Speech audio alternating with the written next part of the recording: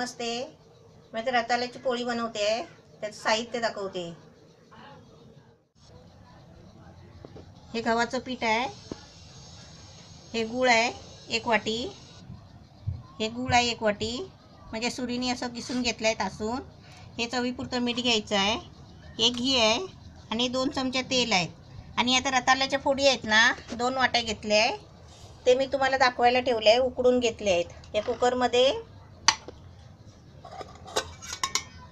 हे असे आहे ना फोडी पाणी नाही टाकायचा, फक्त कुकरमध्ये पाणी ठेवायचं आणि याच्या डब्यामध्ये नाही तर वाटीमध्ये असे रताळ्याच्या फोडी साल काढून कापून असे उकडायला ठेवायचे कुकरमध्ये.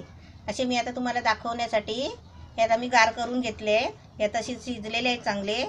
आता हे मी तुम्हाला दाखवते.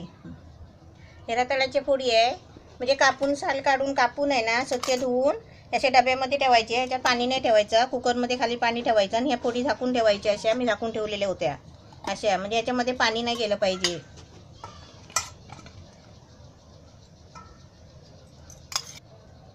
हे आता चांगले चमच्याने आहेत ना असे नरम करून घ्यायचे फोडी. हे थंड असल्यावर हाताने पण करू शकता. हे असं कुस्करायला लागलं ना आपण की त्याच्यामध्ये 1 वाटी गूळ घेतलाय ना ते टाकायचं.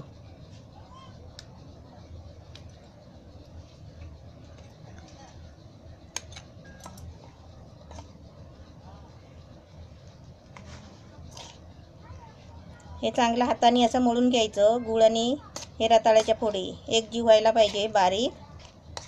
आता ते थंड झाले आहे. आता मी ते हाताने मळून घेते.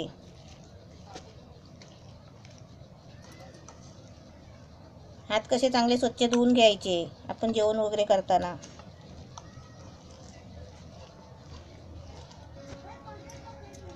हे असं छान मळून घ्यायचं चांगलं, म्हणजे त्याच्यामध्ये फोडी आहेत ना चांगले ते विरघळले पाहिजेत. गूळ आणि ते रताळं असं एकजीव करून घ्यायचं.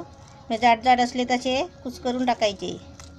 आणि ह्याच्यामध्ये आता मावेल एवढं पीठ घ्यायचं, म्हणजे कणिक घ्यायचं, म्हणजे ते गव्हाचं पीठ. आता ते पीठ घ्यायच्या आधी थोडंसं, म्हणजे नावाला थोडंसं मीठ घ्यायचं असं चवीपुरतं, म्हणजे जरासं घ्यायचं.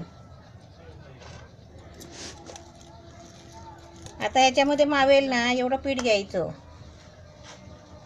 थोडं थोडं करून असं गोळा मळून घ्यायचा, जे आपण चपातीला कसं मळतो तसा. असं थोडं थोडं घ्यायचं पीठ, म्हणजे आपण गव्हाचं पीठ चपातीला भिजवतो ना असं मळून आहे ना गोळा करून ठेवायचा.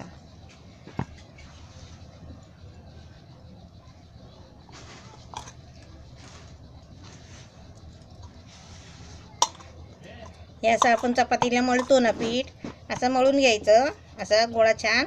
आता त्याच्यामध्ये तेल टाकायचं. म्हणजे 2 चमचे तेल घेतलं आहे.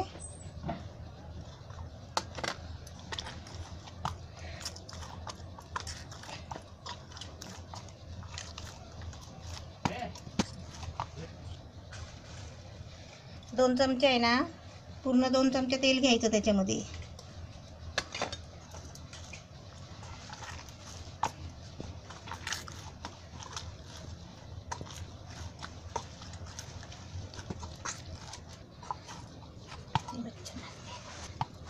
हे असं मस्त गोळा करून तेल मळून आहे, तेल लावून आहे ना हे असं मस्त गोळा करून ठेवायचा.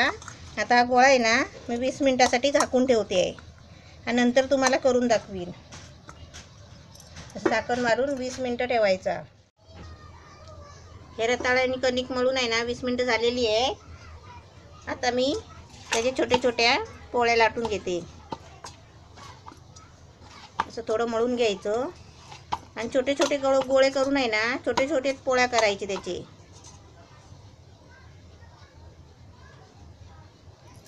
असे पुऱ्यासारखे असे छोटे छोटे गोळे करून घ्यायचे.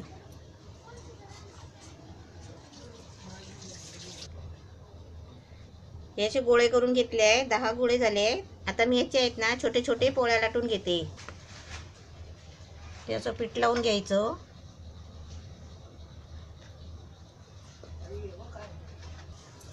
हे असे छोटे छोटे आहेत ना असे मस्त पोळ्या लाटून घ्यायचे.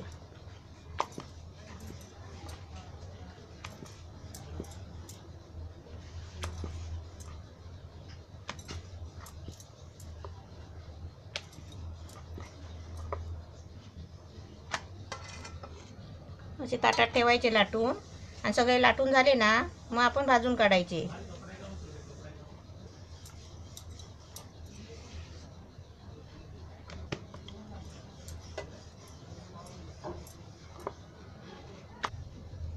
हे असे पोळ्या मस्त लाटून घेतले आहे. हे बघा, अशी चांगली लाटून घ्यायचे सगळे.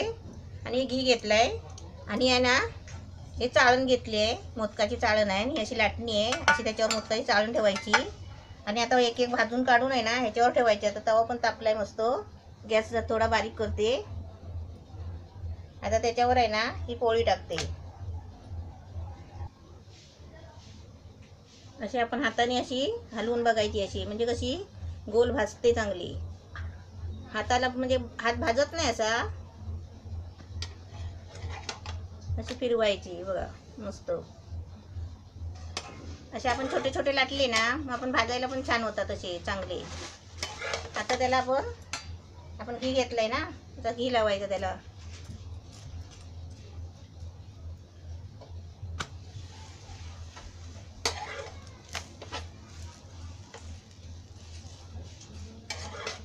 हे असे मस्त भाजून घ्यायचे.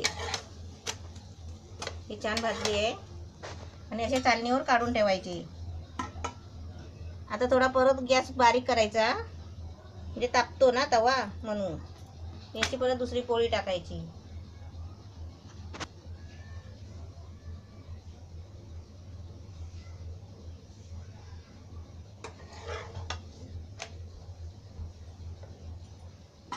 आता गॅस आपण बारीक केला ना मग अशी जरा भाजत नाही, म्हणून थोडा परत फास्ट करायचा.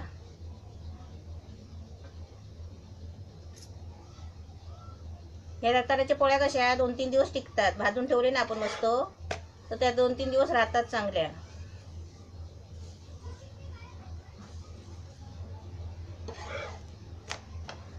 अशी भाजायला आली ना मग गॅस परत बारीक करायचा, कारण आपल्याला घी लावायचं आहे ना म्हणून.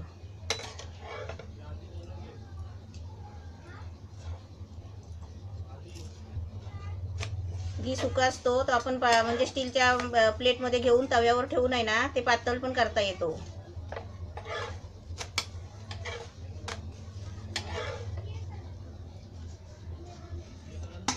असे आता मस्त मी सर्व भाजून काढते आणि मग तुम्हाला दाखवते.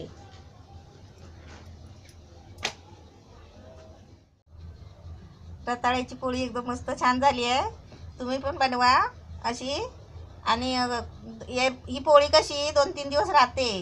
प्रवासाला जर तुम्ही जात असाल ना तर तुम्ही अशा पोळ्या बनवा रताळ्याचे आणि घेऊन जा.